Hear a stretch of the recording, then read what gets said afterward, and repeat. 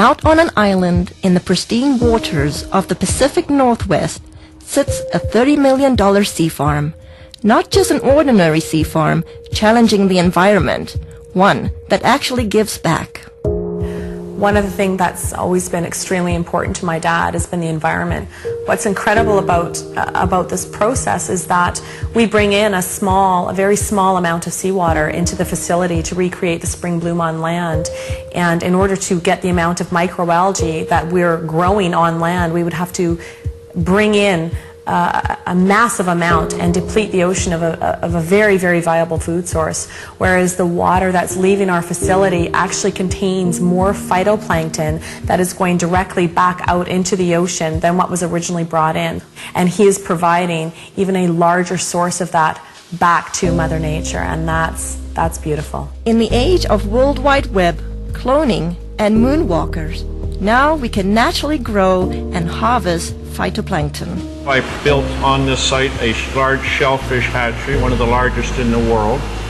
And in order to proceed with producing the amount of seed that we require, I got into the business of growing algae. I did come up with a method that I could grow any quantity, any amount at any time of these algae outdoors as well as indoors.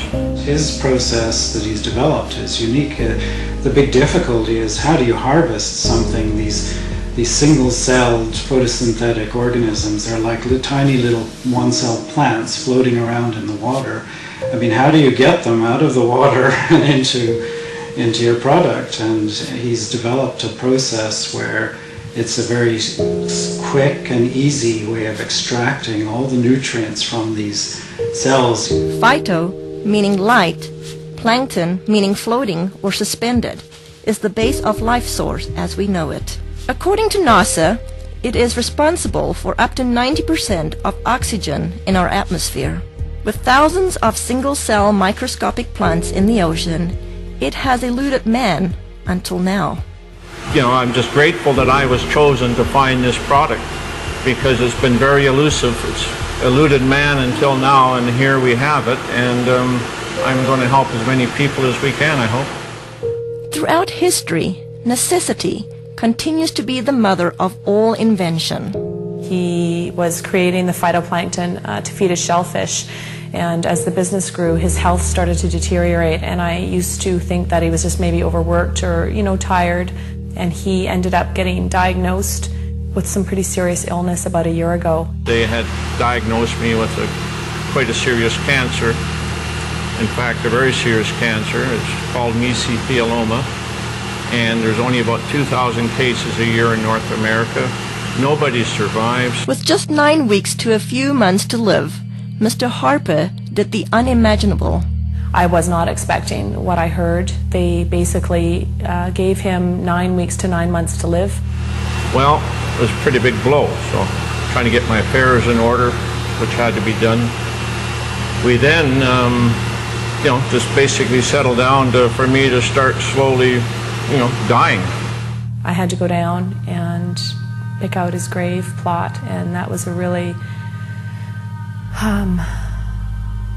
just a very horrible, raw, vulnerable time. While all this was happening, getting ready for his surgery, we'd all been giving him a bit of a hard time because he had been eating phytoplankton out of the tanks at work.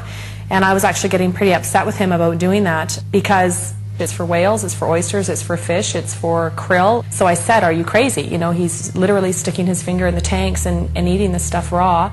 I started on a daily routine of just taking a bit of paste, putting it in my mouth, and wash it down with a drink of water and go about my daily business, what I could do. And within about 10 to 15 days, here I am, less pain in my back. I knew that something was going on, so I just kept eating half a teaspoon of this paste a day. I was booked to go for surgery in Victoria where they're going to do what they call a talc treatment, and they take a medical grade talking powder, they introduce it into between your lungs and your pleural lining and keep you in the hospital for a few days, and that there causes your lungs to fuse together, and it stops you from drowning in your own fluids that are built up. The head surgeon came out and had a very odd look on his face. I said to my mom, oh my God, something's happened.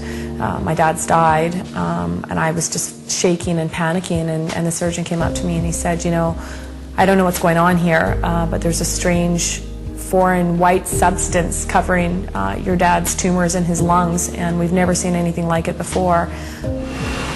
Well, lo and behold, they went in there to have a look, saw something they never seen before, took 11 sites, sent them away for biopsy, and I got the news back. Everything was benign. They just did not know what to make of it. Everything was absolutely clean. Well, the surgeons are saying that they don't know what I had. They don't know if what I created and am taking had any effect on the cancer. All they can tell me is they've never seen what they saw inside of me, and I attribute this to my algae. I fully believe that with all my heart. I do moderate exercise every day. I watch what I eat. I lead a very normal life. And as a bonus, I've lost weight and I've tried dieting all my life because I'm a diabetic, or I was a diabetic. If it's a coincidence or not, I don't know. But anyway, my blood sugar started dropping. My weight started falling off, and I ended up probably within about a 6-month period, here I am no longer requiring insulin, and I was taking 88 units a day of insulin, and I now can eat just about what I want in moderation, and I have no elevated sugar levels, and I feel fabulous. The potential benefits far outweigh the painstaking process to create even a teaspoon of a concentrated finished product. Well, we can do in a neighborhood of, in the winter months, about 25 ton of product. Summer months up to 45 metric tons a day. And just as an example, these tanks you see beside me here, it would require 10 of these tanks of algae to give me one of these, which is an 8-ounce container. So if you look at that, think about the magnitude of growing equivalent to 45 metric tons a day. That's quite a remarkable feat, because there's billions upon billions just in these 3 tanks, and we can grow them in a 1 million liter tank.